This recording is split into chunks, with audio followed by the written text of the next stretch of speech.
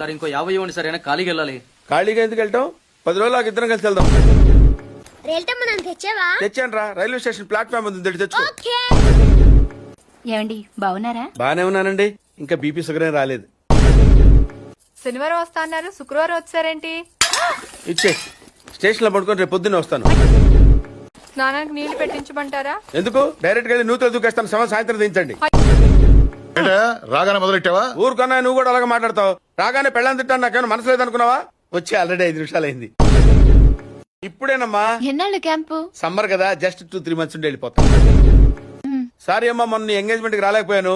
పెళ్లి కొడుకు యావరేజ్ అంటే కదా. Knowledge is divine. ఆహా, ఏంటంటే ఇటు చూస్తున్నావు? ఇంగ్లీష్ రాదా? డివైన్ అంటే వైన్ విస్కీ కాదని, చాలా గొప్పదన్నారు.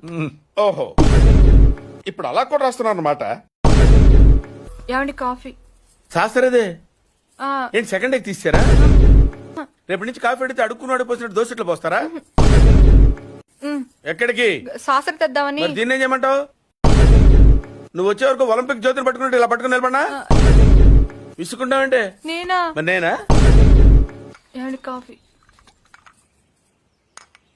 శాస్త్రం ఉంది కదండి. సాసర్లో కప్పులో కాఫీ ఉంటే సరిపోద్దా? కాఫీ వేడిగా ఉండక్కర్లేదా?